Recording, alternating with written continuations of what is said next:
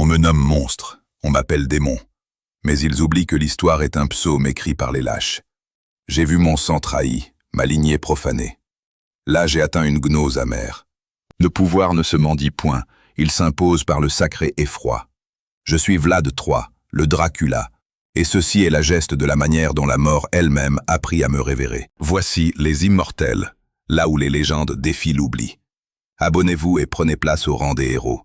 Je naquis en 1431, non dans un palais d'or, mais dans le ventre d'une forteresse saxonne, Sighisoara, dans les cimes de Transylvanie, une marche frontalière, une zone tampon entre le démiurge et le chaos. Ce n'était point un refuge, mais un bastion façonné pour endurer le siège. La traîtrise et la guerre furent mon berceau. Mon père, Vlad II Dracul, fut un souverain sculpté par la brutalité et le rite.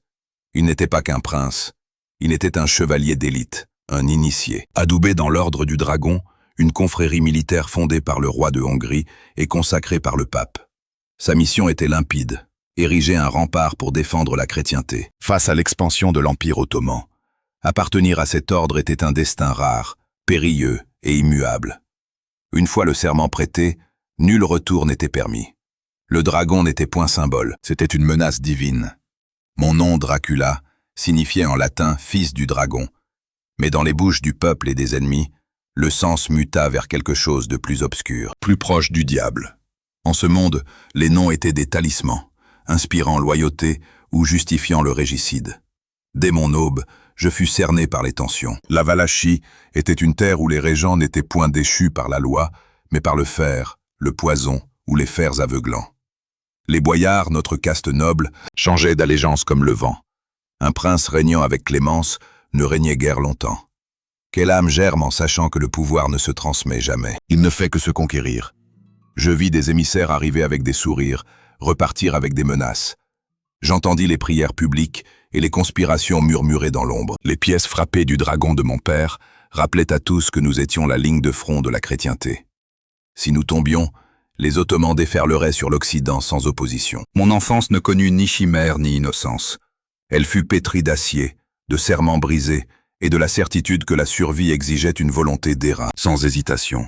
Cette terre ne forgeait point de juges, mais des titans implacables. Je naquis dans la peur, et la peur fut mon premier précepteur. En 1442, ma vie de prince valaque prit fin. J'avais 11 hivers, assez vieux pour comprendre l'effroi, assez jeune pour le graver à jamais. Mon père, Vlad II, était piégé entre deux géants, le royaume de Hongrie à l'Occident et l'Empire ottoman au sud. La Valachie ne subsistait que par la négociation et la soumission. Pour garder son trône, mon père prit la seule décision restante. Il livra ses fils. Mon frère Radu et moi fûmes envoyés à la cour du sultan Murad II. À Andrinople, capitale ottomane, nous n'étions point des hôtes, mais des otages, gages vivants d'obéissance. Si mon père se rebellait, nous serions exécutés sans délai. Je franchis la frontière en prince, j'arrivai en captif.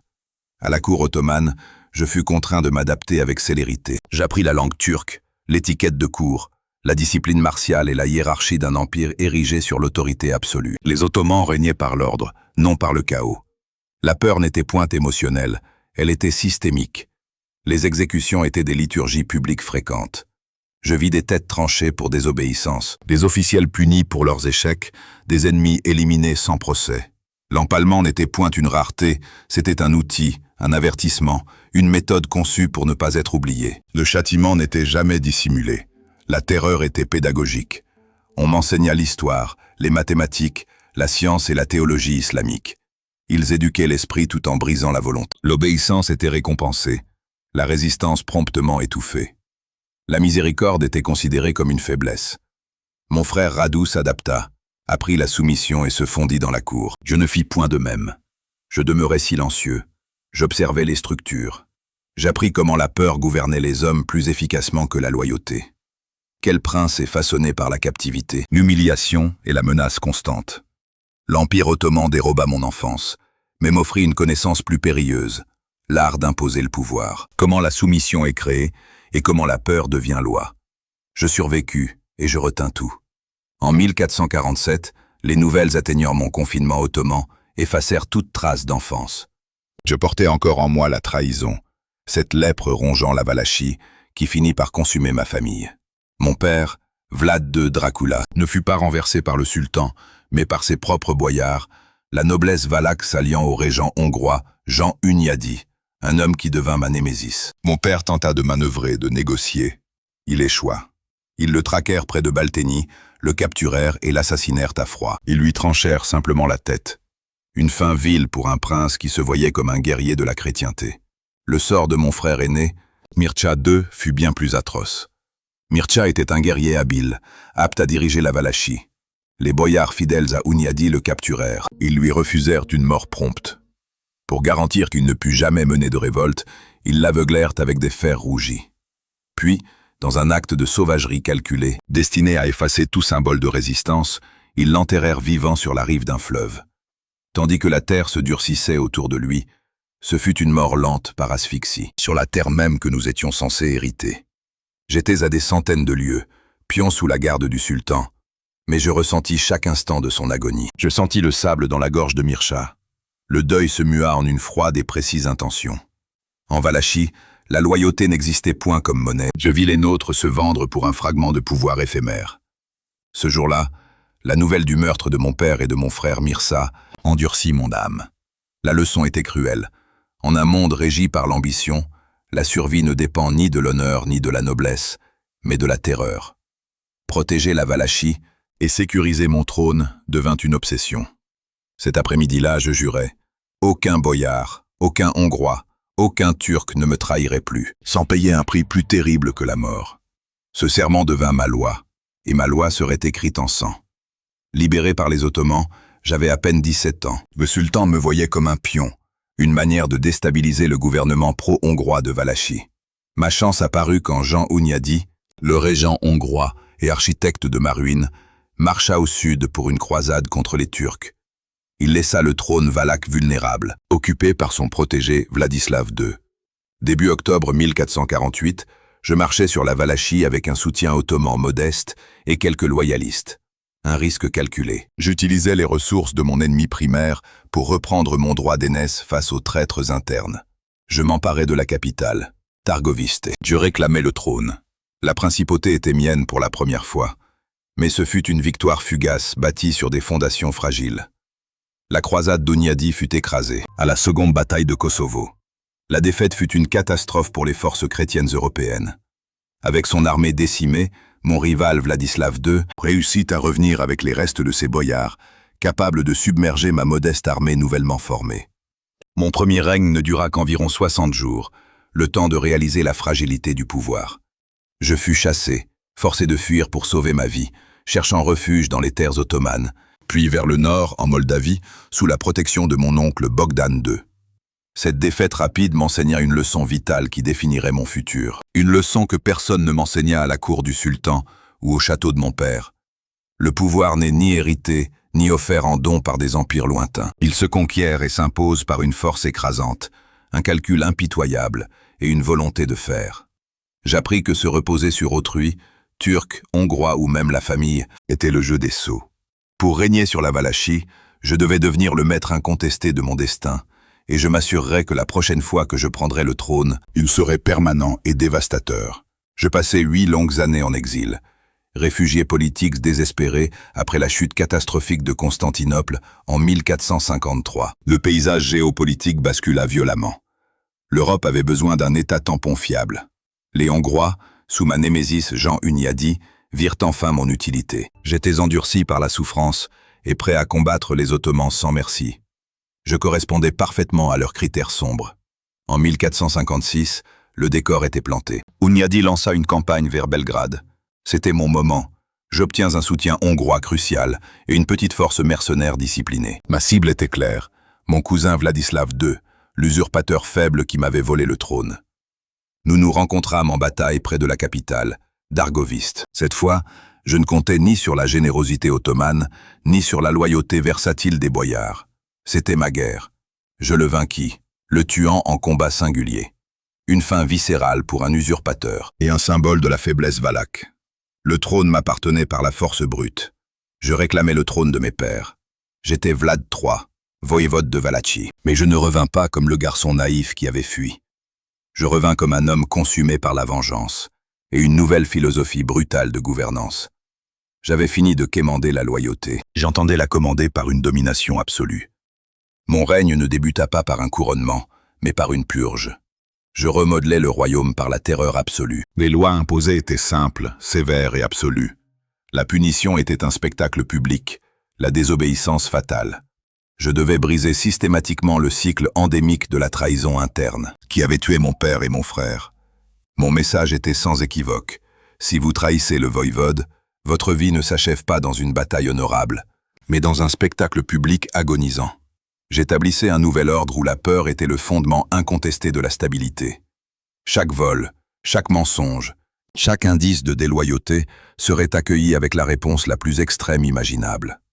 Le monde voulait un dirigeant fort face aux Turcs. Ils obtinrent le fils du démon. L'ère de la politique silencieuse et des princes faibles était close. L'ère de l'empaleur avait commencé. Une fois le trône sécurisé, la restructuration réelle de la Valachie débuta. Mon objectif était la stabilité totale. Un royaume où ma parole faisait loi instantanée et où les boyards perfides qui tuèrent ma famille ne pourraient plus conspirer. Ma légende fut forgée ici. En 1457, j'invitai les boyards restants et leurs familles à un festin de Pâques, feignant la réconciliation. Une fois assis dans la grande salle, mes gardes scellèrent les portes. Je leur demandai ouvertement combien de princes ils avaient servi, trahis et envoyés à la mort au cours des décennies. Leurs réponses vagues et arrogantes scellèrent leur sort.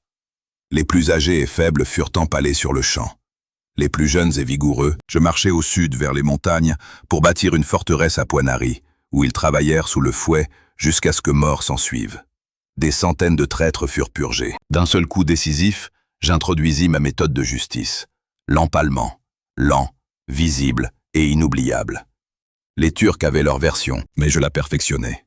Un pieu traversant le corps, positionné parfaitement pour éviter les organes vitaux, garantissant des jours d'agonie publique. Ce n'était point une cruauté gratuite, c'était le contrôle. Le moyen de dissuasion ultime. Un marchand savait que voler une seule pièce signifiait une mort agonisante. Durant des jours, exposé sur un haut pieu à la vue de tous, les boyards qui rêvaient de me trahir se réveillaient trempés de sueur à la seule pensée de ce châtiment. Des milliers moururent ainsi, percés sur des pieux aiguisés bordant les routes menant à ma capitale. Le message était clair. La loi de Vlad est absolue. Sous mon régime de terreur, le crime disparut presque totalement. Les gens pouvaient laisser des sacs d'or sur les marchés pendant des jours sans que personne n'ose les toucher. La Valachie prospéra, parce que l'anarchie de la noblesse était terminée. Mon royaume était sécurisé, certes, mais le prix fut une peur viscérale et absolue de ma personne. Je devins le juge, le jury et le bourreau. Le nom Dracula ne signifiait plus seulement fils du dragon, désormais il signifiait l'empaleur, et ce nom commandait plus de terreur qu'une armée entière. Ayant stabilisé la Valachie par la peur, je tournai mon attention vers la menace existentielle, l'Empire ottoman. En 1461, mon règne était ferme. Cette même année, le sultan Mehmed II, le conquérant de Constantinople, l'homme devant qui les royaumes s'inclinaient, envoya des émissaires, exigeant la reprise du tribut annuel en or, et pire, la livraison de 500 garçons pour son corps de janissaire. Je refusai ouvertement. Les émissaires insultèrent alors ma cour. Refusant d'ôter leur turban sous prétexte de coutumes religieuses, je résolus l'affaire définitivement. J'ordonnai que leur turban soit cloué sur leur tête. Ce n'était point de la cruauté, c'était une déclaration. Je ne serai plus le vassal des Turcs ni des Hongrois. En 1462, Mehmed II répondit avec fureur. Il mena personnellement une force d'invasion massive, estimée entre 60 000 et 90 000 hommes, destinée à m'effacer et absorber la Valachie. J'étais surpassé en nombre d'au moins 5 contre 1. L'affronter en bataille ouverte eût été un suicide. Je choisis une autre voie. J'ordonnai la terre brûlée. Les puits furent empoisonnés, les récoltes détruites, les villages vidés. Mon armée mena des raids nocturnes constants, frappant les camps, tuant les officiers, s'évanouissant avant l'aube. Une attaque atteignit presque le sultan lui-même dans sa tente. Nous nous retirâmes dans les Carpates, changeant le terrain, la faim et la peur en armes. Son armée saigna sans jamais me trouver. Le coup final fut psychologique. Quand Mehmed marcha vers Targoviste, il attendait résistance ou reddition. Au lieu de cela, il découvrit la forêt des empalés. Des kilomètres de plus de 20 000 prisonniers ottomans, dressés sur des pieux imposants, leurs corps pourrissant en rangées ordonnées hors des portes de la ville. J'avais préparé le champ de bataille sans lever l'épée. Même les chroniqueurs ottomans enregistrèrent la suite. Le conquérant de Constantinople hésita. Son armée se figea, le moral s'effondra, la peur se répandit plus vite que la maladie. Pour la première fois, l'Empire ottoman ressentit la terreur.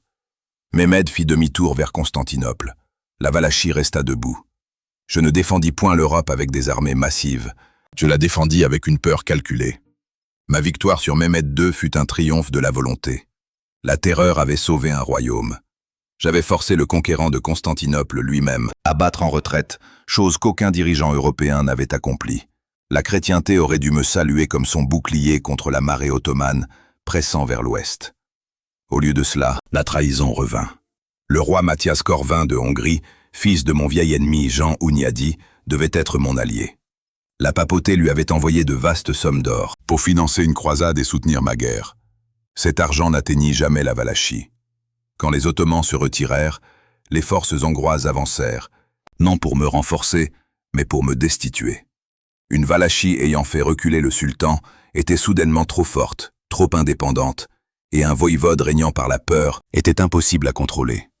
En 1462, Mathias me fit arrêter sous des accusations totalement fabriquées de négociations avec les Ottomans. L'ironie était intentionnelle. Il lui fallait un mensonge assez grand pour cacher sa propre incapacité à agir. Je devins le monstre bouc émissaire, blâmé pour lâcheté politique. L'Europe accepta l'histoire parce qu'elle était pratique. Je passai 12 ans en captivité, la plupart dans les cachots de Bouda et Visegrad. 12 ans durant lesquels la Valachie s'affaiblit sous des dirigeants moindres. Pendant mon emprisonnement, la cour hongroise et les presses germaniques croissantes lancèrent une campagne de propagande calculée. Des pamphlets illustrés de gravures macabres se répandirent en Europe, me transformant de défenseur en démon. Mes punitions furent exagérées, de nouvelles atrocités inventées. La peur fut reconditionnée en folie. C'est là que le nom s'imposa. Monstre, vampire, l'empaleur. Pourtant, même derrière les murs de pierre, ma légende servait un dessein. L'Europe me craignait, mais elle comprenait aussi ce qu'elle n'admettrait jamais tout haut.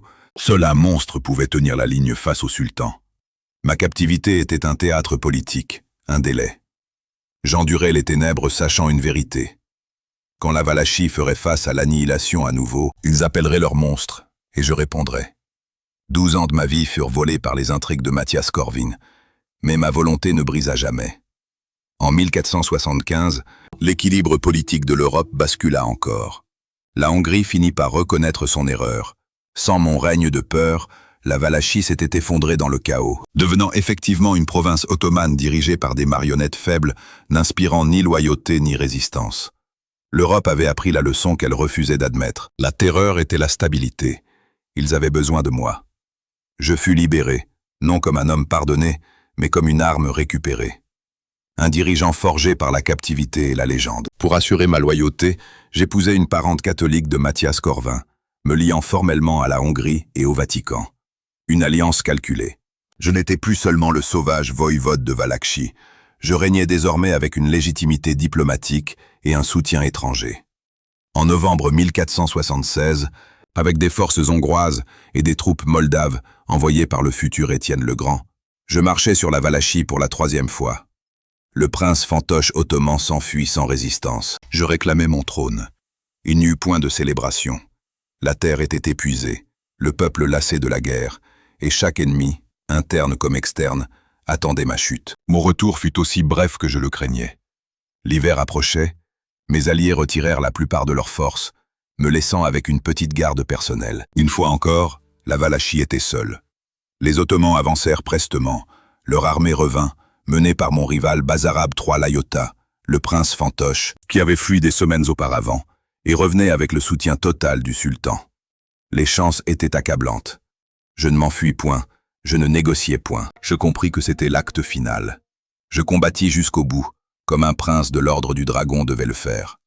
Mon 3e règne dura à peine 2 mois. Je tombais au combat, non enchaîné, non dans une cellule. Je mourus comme j'avais vécu, en combattant pour la Valachie. Ils purent tuer l'homme, mais la terreur que je laissais derrière ne pourrait jamais être effacée. Je mourus en décembre 1476 sur le champ de bataille face aux Ottomans. Non dans un lit, non enchaîné, non en mendiant la merci. Je tombais comme je vécus, armé, entouré d'ennemis, refusant la reddition. Les détails exacts de mes derniers instants furent délibérément floutés. Les vainqueurs contrôlent les récits, et mes ennemis avaient besoin de confusion. Certains dirent que je fus tué au combat, d'autres que je fus confondu avec un Turc et abattu par mes propres hommes. La vérité importait moins que le résultat. J'étais mort, la Valachie exposée à nouveau. Les Ottomans s'assurèrent qu'il n'y eut aucun doute. Ils tranchèrent ma tête et l'envoyèrent à Constantinople, préservée dans du miel pour ne pas qu'elle pourrisse. Elle fut exposée publiquement, montée sur un pieu près des portes de la ville. Un message à l'Europe, un avertissement à quiconque oserait résister. Le sultan, l'empaleur est fini, c'était leur croyance. Mais la mort ne m'effaça pas, elle me paracheva. Mes ennemis tuèrent mon corps, mais ils immortalisèrent mon nom. Pamphlets, chroniques et récits chuchotés se répandirent en Europe. La peur qui protégeait autrefois la Valachie échappa à ses frontières. Ils exagérèrent mes méthodes, désarticulèrent mon visage, transformèrent la discipline en légende.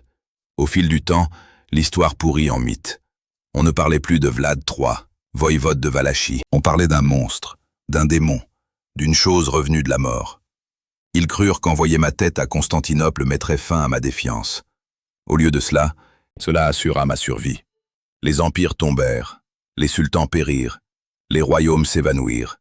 Mais mon nom perdura, porté par la terreur, rappelé par les ennemis, ressuscité par les conteurs. Comprenez ceci, je ne fus jamais maudit par la mort. Je devins la malédiction. Ils tentèrent de m'effacer, ils échouèrent, car le monde ne se souvient pas des miséricordieux. Il se souvient de ceux qui firent hésiter la mort elle-même. Et tant que la peur a un nom, ce nom est Vlad. Si vous avez apprécié cette vidéo, soutenez la chaîne en laissant un j'aime et partagez vos pensées en commentaire. Et si vous voulez voir comment de petites armées ont accompli des victoires qui auraient dû être impossibles, regardez Victoires impossibles, top 10 des petites armées qui écrasèrent des géants, disponible maintenant sur la chaîne.